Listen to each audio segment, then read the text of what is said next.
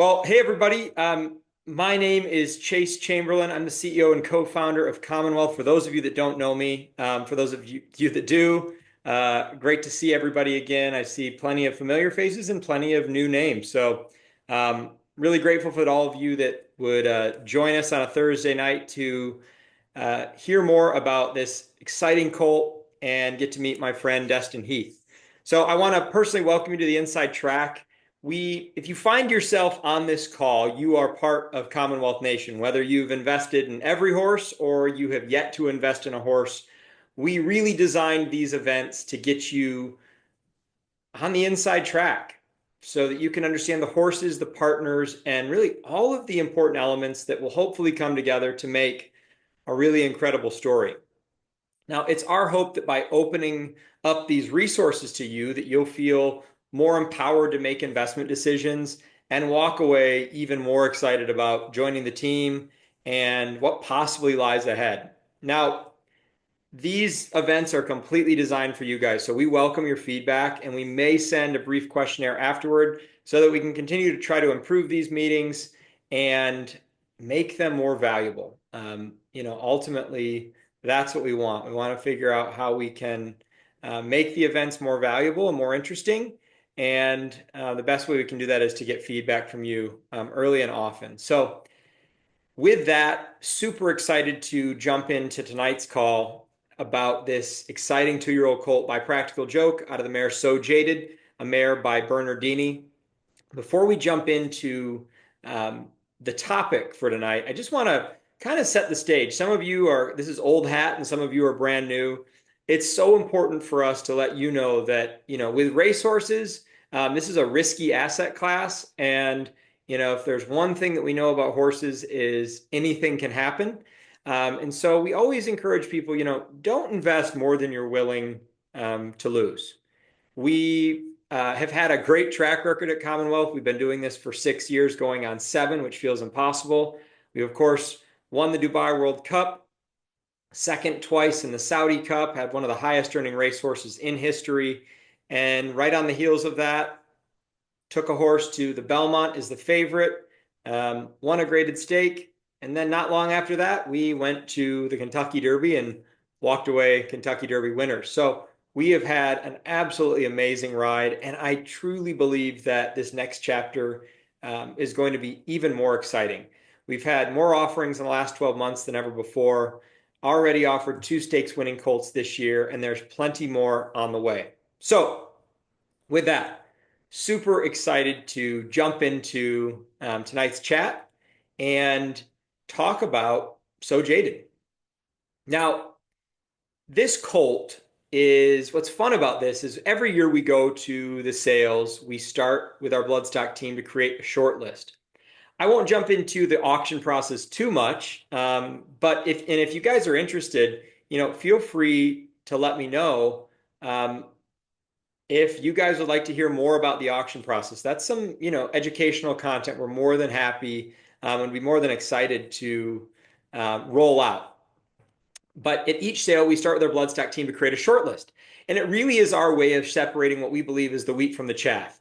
Remember, even at small sales, there are hundreds and hundreds of horses. At the last sale where we picked this colt out, there was 800 horses cataloged.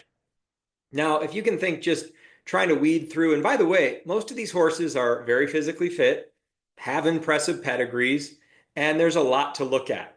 So our job is to take and condense that big group and bring it down to a really manageable number of things that we love. What was really exciting about this colt is he had already made our short list, and that's when Destin reached out and sent me a text and said, "Are you at the sales?" I said, "I am." He said, "Would you mind looking at a horse for me?" And he sent me Hip 548. Now, fun little fact about Hip 548, he's bred by Henley Farms. One of the horses I mentioned earlier in the call that took us to the Belmont and we won a graded stake with, and we went to the West Virginia Derby, the Pennsylvania Derby, the Arkansas Derby, and obviously eventually the Belmont, was We the People. We the People's also bred by Henley Farms. They're a boutique breeding operation in Kentucky run by wonderful people. And our good friend Ken Valerio picks horses for them, really helps them with their program. They bred the colt.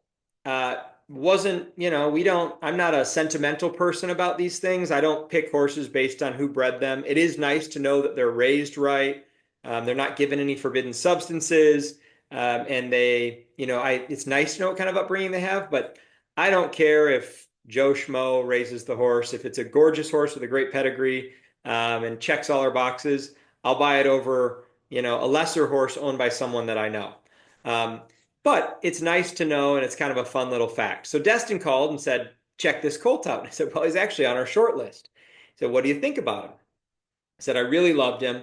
We had him starred on our short list. So we, again, as we try to condense that short list down, we have to take horses that we like and then really like and then love and then have to have, right? And there's a whole strategy for approaching these things because remember, sometimes the one that you love or have to have, somebody like Amr Zadan, our old partner on Country Grammar, will come by and pay $3 million for the horse.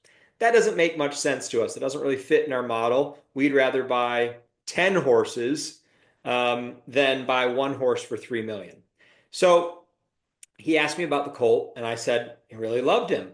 Our note said that he was scopy, very classy, quick move, which means he made a quick move across the track, not just his time, but the way that he actually did it. And Destin said, well, and I'm going to save some of that for when Destin joins the call. But it was fun that we were both on the same page. And he said, would you want to partner up on it? I said, absolutely, if we can get him for the right price. I knew that the Japanese were all over this Colt, and very good sign. It was a very big Japanese buyer. Japanese are rapidly rising to the top of the ranks in global horse racing. They love Practical Joke, and they love this type of horse. He's a strong built whole horse. I like to say he's built like a bull. He's got a big gaskin, which is hind leg that provides power. It's what allows the hip to sit down on the hind leg. Big old hip on him, and just looks a lot like Practical Joke. He blitzed an eighth of a mile in 9 4/5 seconds. That was one of the fastest times of the sale. The only other horse that breezed faster than that time slot was the Gunrunner Colt that went to Zidane for $3 million. And this is just a really interesting horse, pedigree-wise. Practical Joke is number 3 in the country, sitting behind Into Mischief and Gunrunner, who both stand for a much higher stud fee. And remember, when a stallion stands at that highest stud fee, they're generally getting the best mares. You're not going to often take your grade 1 winning mare to a lesser stallion. Practical Joke certainly wouldn't be considered a lesser stallion, but the higher you go, the easier it is to just get better mares. And Practical Joke is really sitting on par with his dad and Gunrunner, who are historic sires. Practical Joke gets a fast, talented horse. His sire, Into Mischief, has been the leading sire by progeny earnings for the past 6 years. He's the number 1 rated dirt sire. And this is just a really interesting horse and thought would fit Destin's program very well. He's also an early type horse. Just recently, Practical Joke had, I think, more babies than almost anybody on the Derby Trail. He can get you a really nice kind of sprinter or even a horse that could stretch over a route of ground, which we believe the bottom side of his pedigree will lend itself to. The bottom side of his pedigree, he's out of a mare who is by Bernardini, who has risen to the top of the ranks as one of the best broodmare sires in the business. And then he goes back to Giant's Causeway, who is just a global influence. Giant's Causeway is an Irish horse that has had runners on the dirt and the turf. Not this time, one of the greatest sires in the game right now. It's very, very hot. He's by Giant's Causeway. And very excitingly, 2 generations back, this colt's grandmother is a mare named Jewel Princess.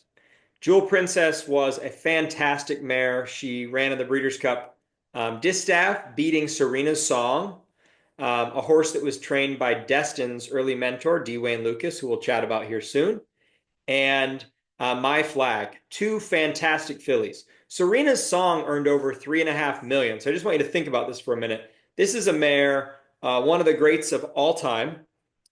She beat the boys. She ran the Kentucky Derby. She didn't win the Derby, but she ran in the Derby. Takes a very special filly for a trainer to believe they belong there. She ran on the Haskell, which I believe she won, and she won multiple other Grade 1 races.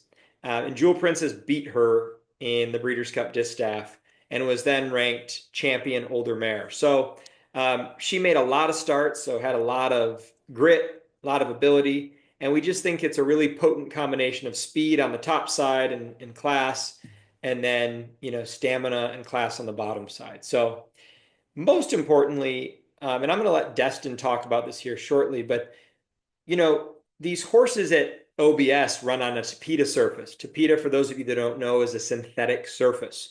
So it's unlikely that this colt, unless he sticks around in the winter and goes to Turfway, which is not uncommon, but that's that's not a tapetum surface. It's unlikely he'll ever run on tapetum again. And so what we really like to look at is how he handles the dirt at home on the farm before the sale. The best bloodstock agents in the world follow this trend. It's something that you're really kind of left holding the short end of the stick if you don't do that, because we're buying this colt to be a dirt horse. And Destin and I both really loved what we saw on the dirt. And Destin, being very close friends with the consigner who trained the horse, he was able to get a lot of inside information about how he trains, what she thinks of him, and an extra vote of confidence from her side. So with that, we're going to jump into more here in just a minute, but I'm really excited to introduce my friend Destin Heath. Destin has been in the racing business almost all his life. He spent 3 years in high school working for Dwayne Lukas over the summers, cutting his teeth with the coach, one of the greatest of all time, and 2 years in college. And then he spent over 8 years at WinStar, where he had his hands on some of the greatest horses in history. Horses like Justified, the Triple Crown winner, Life is Good, Improbable. He also, as part of WinStar's program, was responsible for helping rehab some of the best horses in the business. It was always very fun. We had to be very quiet about what horses came through the rehab program out of respect, because people don't necessarily want people to know that their horses are injured or off the trail or what have you. But being a close partner of WinStar, and of course Destin working there, we got to see some of the greatest horses in the game, and Destin was trusted to not only rehab them, but then bring them back up into racing shape, get them breezing before he kicked them off to some of their Hall of Fame trainers. So with that, super excited to welcome Destin. And let me just get Destin's video started here. We're going to start your video up, Destin. There you go. And then you just got to unmute. All right, can you hear me? We can hear you. Wonderful, wonderful. Glad to be here. I don't know I don't know this feels quite right. I think I need to fix. There you go. There you go. All right. No, Destin Heath, man, it's so great to have you. The other thing I didn't mention that we owe so much. We have a debt of gratitude that we owe to Destin. One thing people don't realize is Destin was a trusted confidant and trainer for the late Paul Pompa, who owned Country Grammar and We the People. Destin was responsible for rehabbing We the People when he had a very, very minor. Well, you started him and then you helped rehab him. Is that right? We got him for the 2-year-old sale. That's it. And they had a little bit of an ankle chip, which we took care of. And then we legged him back up, sent him off to the races. And then he came, I can't remember exactly what he came back for. It was a minor hind end issue. I remember that. Suspensory, I think. Yeah. And then after that, it was all fun and games. Yeah. So Destin, a lot of people were worried because suspensories are a thing you don't generally want to mess with. But because Destin had rehabbed the horse, knew him as a 2-year-old, after Paul passed, he told the WinStar guys, hey, this is not an issue. You guys should get on this horse. Got him for $110,000, and $14.5 million later, here we are. Yep. Yeah. I mean, you got to really thank the late Paul Pompa. He did everything right by that horse, and the horse wasn't perfect.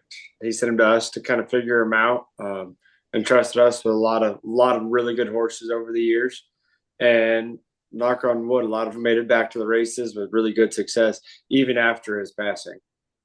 Yeah, no, amen. I mean, even us getting We the People, who was, was a special talent, probably limited a little bit by his mind, but really another, I mean, a rare horse, right? And then he had his turf horses too. Yeah, yeah. One that really sticks out there that came to us, to get the winter off because the turf season was ending was Regal Glory. She went back and had another 2 years at the racetrack, winning multiple Grade Ones, including the Pegasus Philly Mare Turf. I mean, it shows how much of an influence on the thoroughbred racing that Paul Pompa truly was. That the majority of these horses he owned by himself, didn't have partners, and he took them to the races and had great success. I mean, all the way back to the Big Brown era. Yeah, yeah, I know. Who could forget Big Brown? Um, well, no, it really changed the trajectory of my life, that's for sure, and gave us memories that I mean, we'll never forget. By far and away, my favorite horse of all time. So there we go. Good, good. Okay, so we got to go backwards before we go forward. So tell it, how'd you get started in the thoroughbred industry? So I grew up in Norman, Oklahoma. Worked a lot of quarter horse trainers, quarter horse sales, met people, tried to put my good foot forward, keep doors open.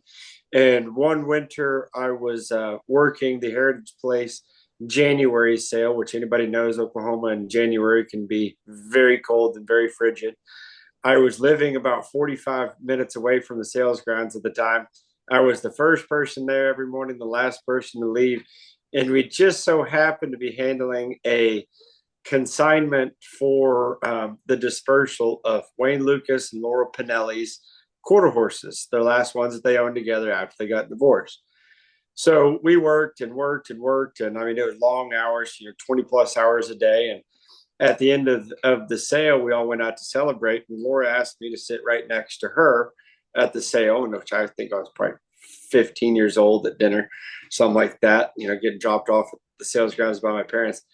And she said, "Hey, here's a phone number. I want you to call them at 8 a.m. Pacific time." So I said, "Whose number is it?" She said, "It's Wayne Lukas. He's expecting your call. If you'd like a job with him, he's expecting you to call and he's going to offer you a position." So I called him the very next morning. He offered me a position, says you can work all the summer as long as you stay in school. You can have a job for me as long as you stay in school. I was 16 years old that summer. I went and worked for him all the way up until the very last minute, which was probably a few days late to class, returning to class. And we did that for sophomore, junior, and senior year. And then I went up, started working for him full time when I went to the University of Louisville after that. That's fantastic. What an experience. So, okay, so all in 3 years in high school, 2 years in college. That's a lot of time with Lukas. Lot of time, lot of So time. who were some of the better horses you got to be around in his barn? Whew. I mean, there's a lot of good ones. Few that really stand out to me. I had a good hand in Dublin. Remember Dublin that ran in the Derby, won the Hopeful. Amazing Destiny that was second in the British Cup Sprint. He was a lot of fun. One of my personal favorite, was actually a man named Absinthe Minded, who's the dam of Wayne Lukas's most recent Kentucky Oaks winner, Secret Oath. Oh yeah, okay. I galloped her for Wayne, and that was a lot of fun. Have had a lot of horse out of that family that I rode and was around for Wayne, and kind of was cool to see that next generation go on and win the Oaks. Oh, no doubt. No Yeah. doubt. That's awesome. So you spent a lot of time with Wayne. You got to have hands on a lot of great horses. What would you, and now, you're so many years later, you've worked at WinStar, which we'll get into in a second. What's I'm sure there's so many things it's probably hard to pin down. But what are the two main things that you learned from Wayne that you carry with you today?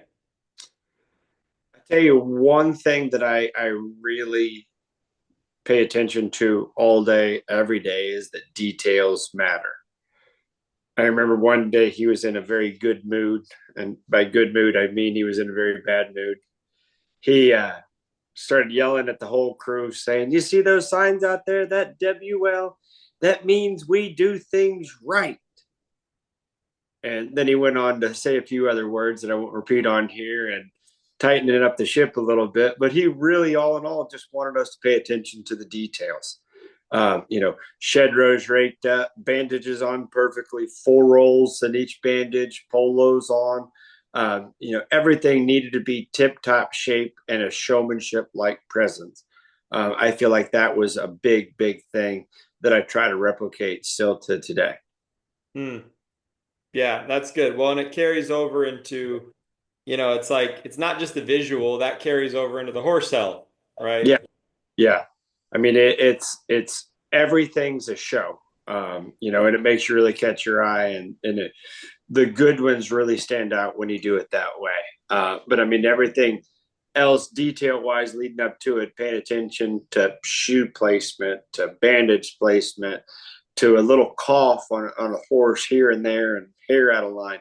Really paying attention to the details was a really big thing I learned there. Well, and I think maybe that's one of the things that's important to call out. Maybe one of the benefits of having a smaller stable. You can afford to have hands on your horses. You don't need someone else's hands on your Yeah. horse. Right now, I have about 25 horses in training, and we're at 2 different locations between Keeneland and Turfway, and I check legs on every horse every day. And it's a lot of miles. But luckily during the winter training we can do that.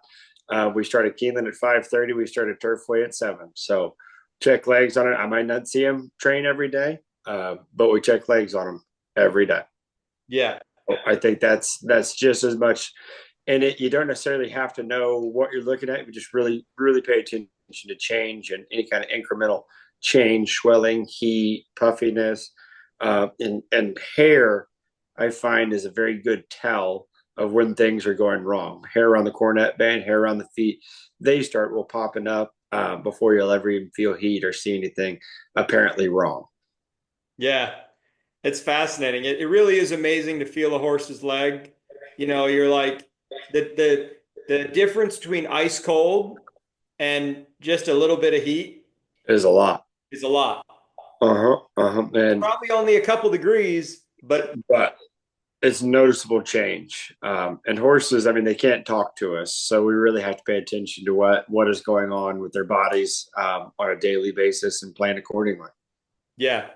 Yeah, no doubt. Well, I've watched you do that for years. And it was really fun. I think we got to spend a lot of time together at WinStar, of course, where, like you said, you spent 8 years. Talk to me just a little bit about that. I mean, there's so much you were around a lot of great horsemen and even better horses. What was kind of transformative at that experience? What did you learn there? There's countless amount of things that I learned there. Anytime that you're dealing with 150 head of horses on a daily basis, everywhere from stall rest, surgery horses, all the way up to horses that we were kind of race off the farm. There's a lot of different things going on, a lot of different moving parts. One big thing I learned there that really helps play to a lot of hands is just organization. Everything works smoothly when it all works together, but if one part of it fell out, everybody kind of slacked around. um, and communication. Everybody needed to be on the same page all day long, every day, and know what was going on. Because if you didn't pass the message along, somebody got mad, something happened. But with the sheer number of horses, we got to see a lot of things that worked, a lot of things that didn't work. A lot of big ticket horses that never made it to the races, and a lot of little ticket horses that were champions. Think about the little minuscule prices that they paid for, like, say, Monomoy Girl or Country Grammar, for example. Things. 100,000 and 110. Those are the Yeah, exact. I mean, Yeah. there's it can happen from anywhere. And then I've also seen the $1 million horses that never made it to the races. Yeah. Plenty of those. Plenty of those. Plenty of those. I mean, it's never a guarantee. I mean, it's all implied that they have that potential, but sometimes things work, sometimes things don't. So, I think a horse that before we jump into, we won't spend too much more time here. Well, I know everybody wants to hear about So Jaded, but I like people getting to know, given that you've gone out on your own recently and Maybe some of the folks, I know some of the folks are part of the WinStar stablemates that are on here, and so they're familiar with you. But, for those that aren't, I was going to talk about Justify. Maybe we can talk about Justify for a second, but I wanted to talk about, I thought it'd be interesting to talk about Life is Good a little bit, only because he's an into mischief, distorted humor, similar to this Colt sire. Practical Joke is into mischief, distorted humor. They're different types of horses. This Colt and I think into mischief or Life is Good. But what between those two horses, who is and ignoring one's a Triple Crown winner, the other one's a fantastic Breeders' Cup winner and stuff. But what what are the things that stand out about those two horses? Any kind of fun stories? Um, I tell you, I was the assistant when Justify was around, and I was the trainer when Life is Good was around. And they all have their good fun stories, but there was one day we were breezing Justify up the hill. And we would breeze one breeze on the flat, and the next breeze would be up the hill. One breeze would be on the flat, next breeze would be up the hill. And one would think, I mean, anybody that's gone on an inclined treadmill knows how much more difficult that is to keep your same pace that you would on the flat. I looked down at my stopwatch, and he was going faster up the hill than most horses would do on the flat. And it just, that number, I didn't believe my stopwatch. And I looked at my boss, Richard Budge's stopwatch, who was sitting right next to me, and his said the exact same thing. That's awesome. And I've never seen that replicated. I've reached hundreds of horses up the hill after that. I've never saw that replicated with that sheer athleticism. And then Life is Good.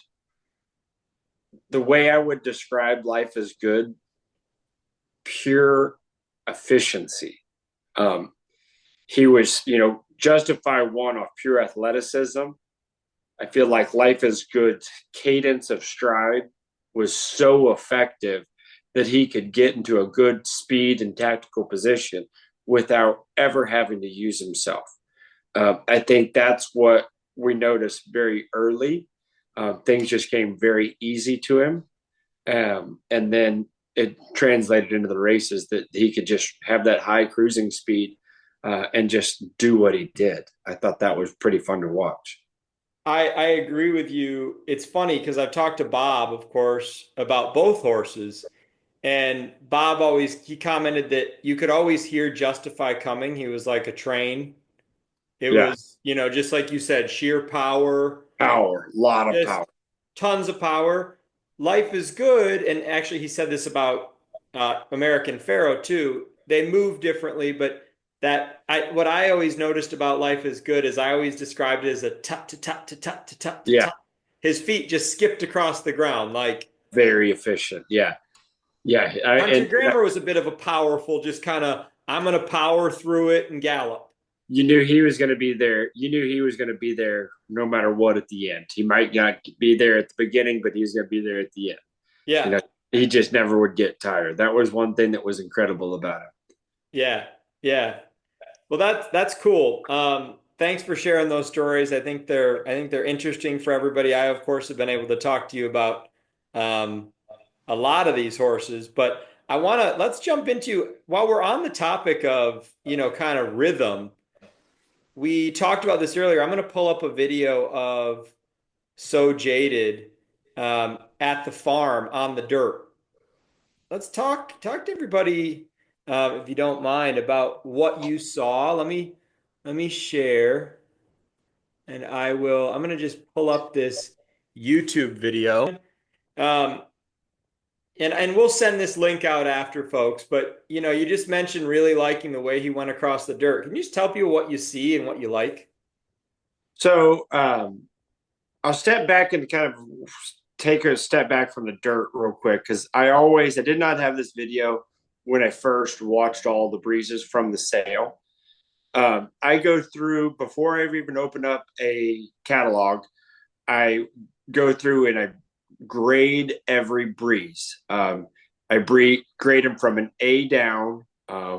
A's, I basically would auction off my firstborn kid to make sure we get. B pluses are very nice horses. B's are good horses. B minuses, if somebody bought them and sent them to you, kind of thing, they're nice, or trying to buy them on a budget.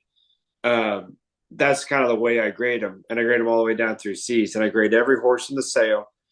And at the end of the day, I only came up with 2 A's out of the entire thing. One of them sold for 3 million. The other one sold for 370,000. So when I came back to this horse, and it seemed everything drew me back to him, I started diving in deeper. I loved his physical at the walk. I loved the physical in the photos. So I reached out to Susan Montaigne, the consigner, and I said, "Hey, tell me a little bit more about this horse."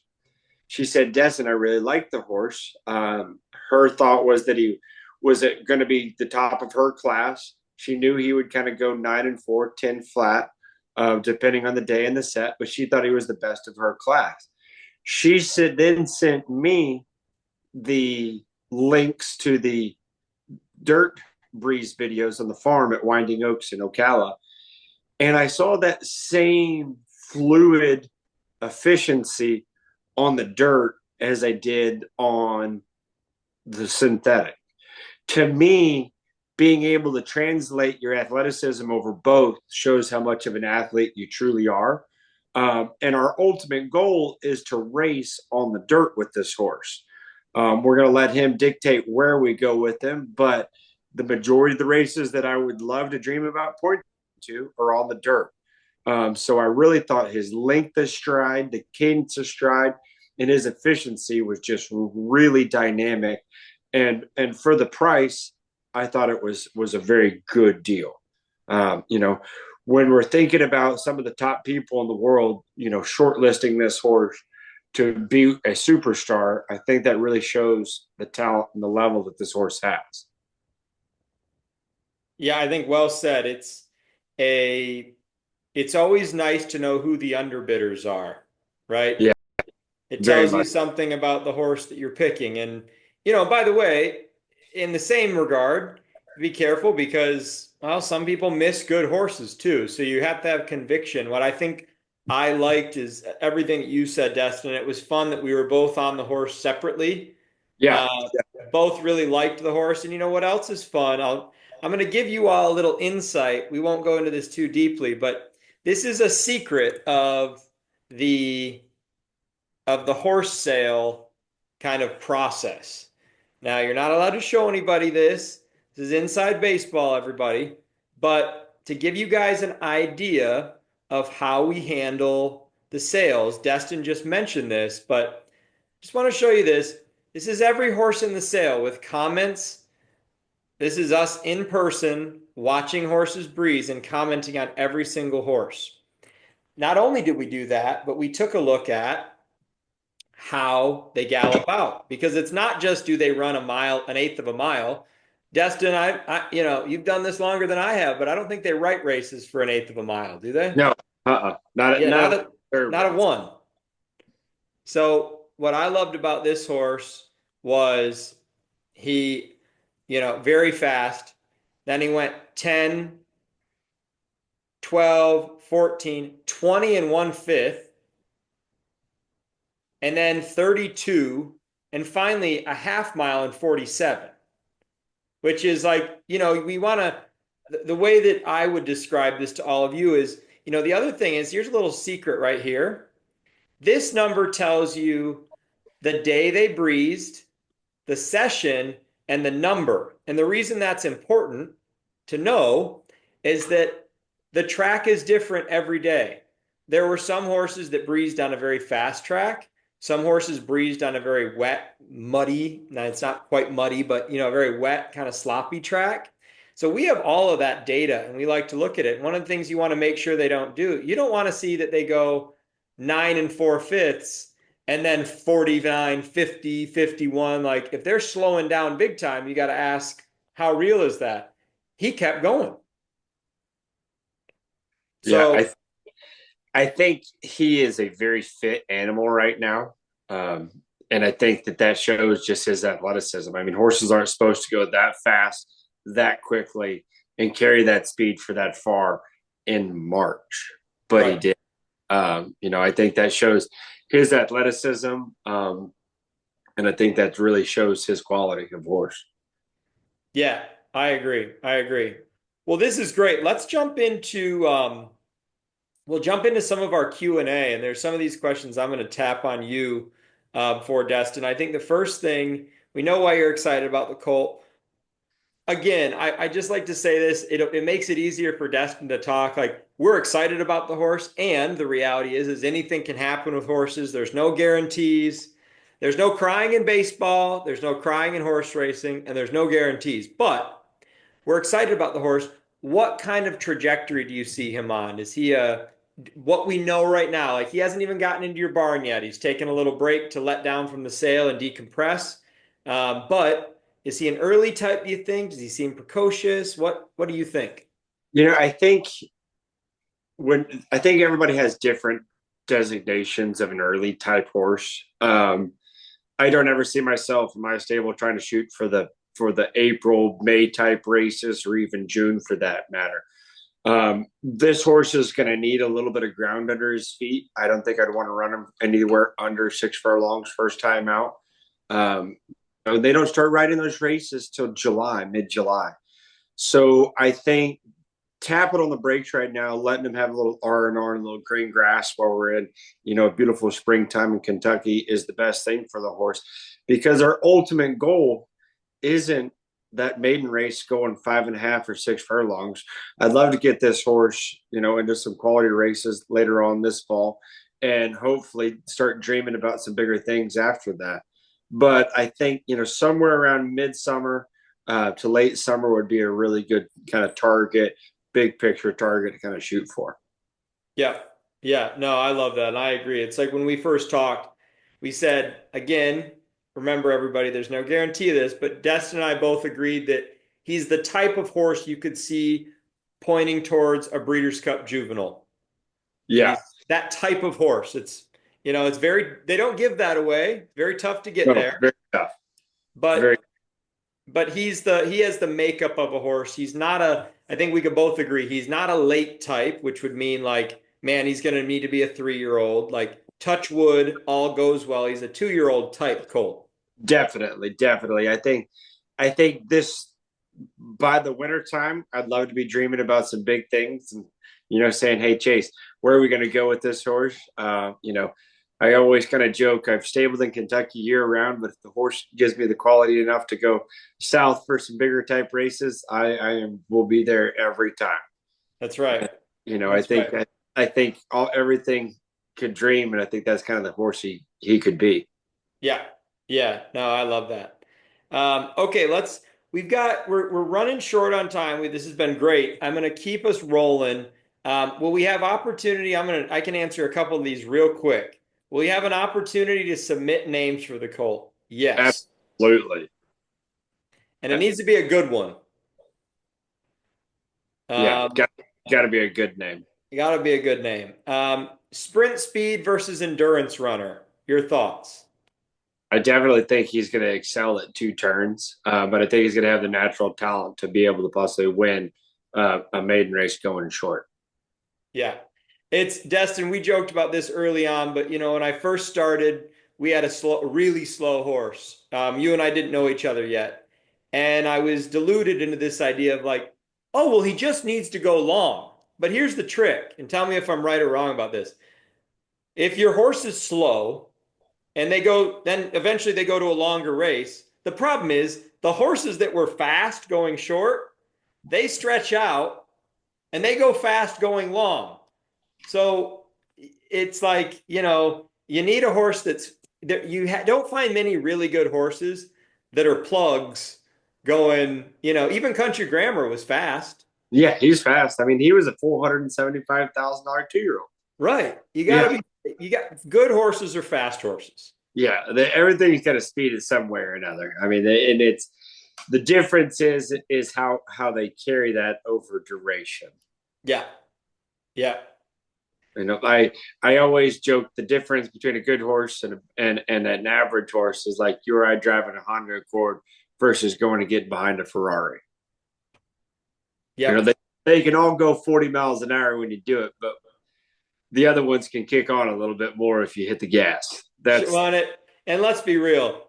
40 in a Ferrari still sounds better than 40 in an Accord. absolutely. I mean, look, I had a VW. Look, guys, I had a VW Passat. It was a nice car.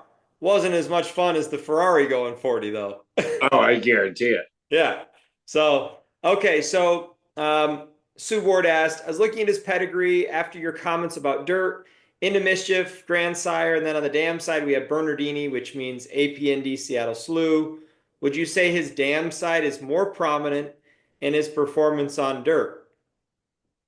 I I think think good on both sides. I think they're good on both sides. I mean, and knowing what I do, I was the underbidder on his older brother that has gone off to Saudi Arabia and is placed in 2 starts on dirt, both going around and ground. I think dirt's the way to go. Yeah, yeah, no, I agree with you. I think that and I love that bottom side having that class from Giants Causeway, who's look, it's just an athlete, throws athletes, Yeah, um, the greatest of race. all time. Yeah.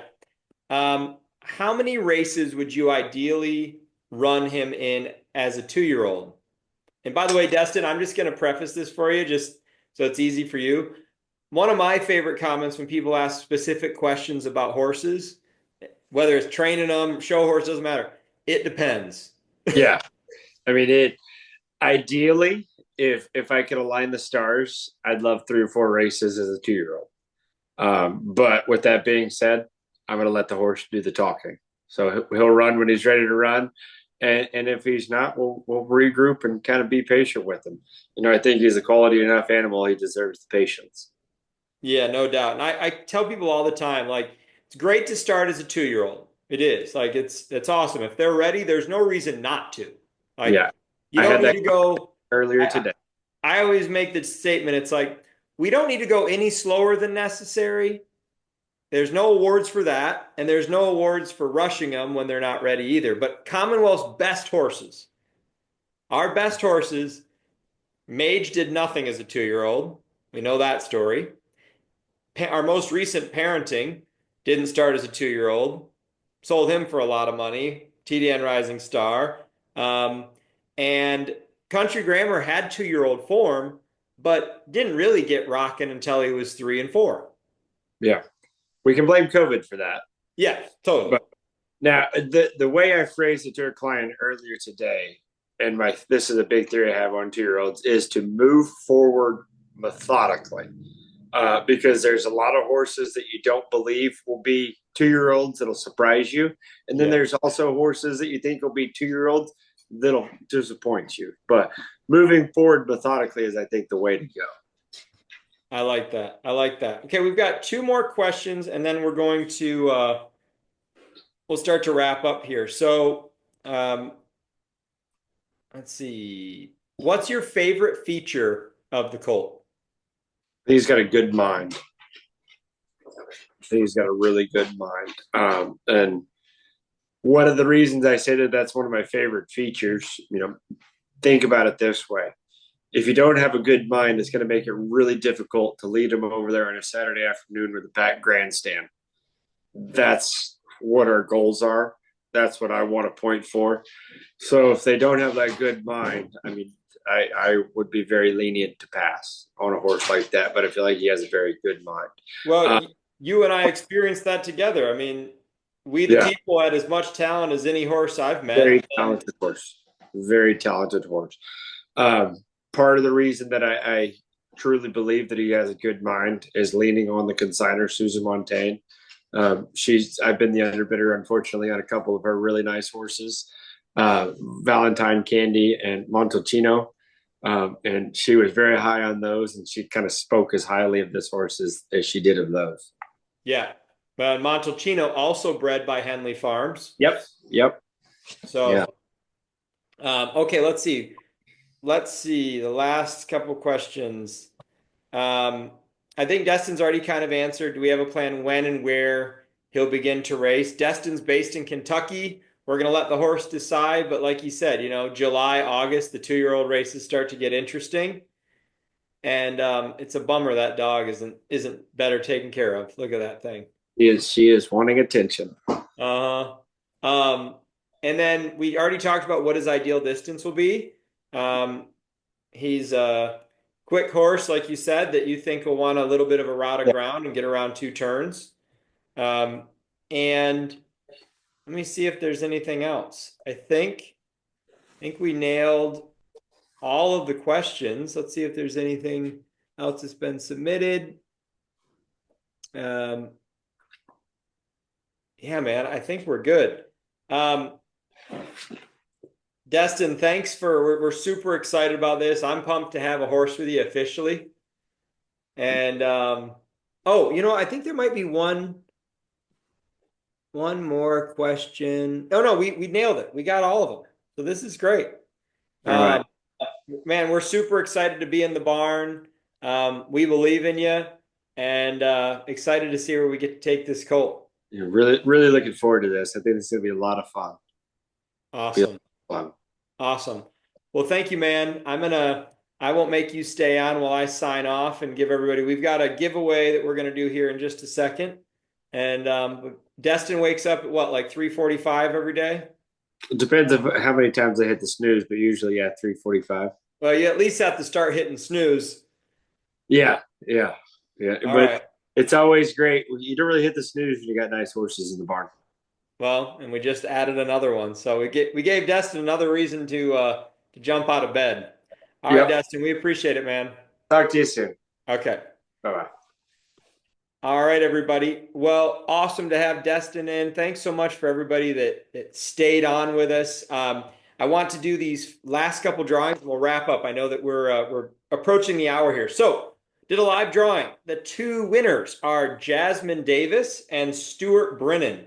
So, Paul on our team will reach out to you. Paul's our head of community. He'll reach out to you to get y'all taken care of and get your merch sent over. And guys, I really hope this is valuable. I always love chatting with Destin. I think you can probably understand why I've had so much fun sitting in the barn with him all these years, chatting horses. Really talented guy. Just went out on his own a couple years ago, I think 2 years now. And we're really excited to be partnering on this colt with his client and Destin. And so, with that, thanks so much. If there's any questions that we didn't get to, please don't hesitate to reach out. Again, I hope this was helpful and informative. We are so excited to get this offering out. I think we're probably about a week, maybe a week and a half away from being able to go live. Don't stress. Get on that wait list. We will provide you with all the details that you need. And as we have new updates, we'll be sure to share them. Hopefully, we'll see you soon. Even better if at the races. We've got Chasing Liberty going next Friday, April 4th at Keeneland. In the Transylvania Stakes, we've got like 140 people coming to the races, which is super exciting. And hopefully, we all get to meet in the winner's circle. Regardless of that, we're going to have a great day. Once again, head to the app, explore the offering, hop on that wait list, reach out if you guys have any questions. Thanks so much for riding along and hope to see you guys at the next one. Take care.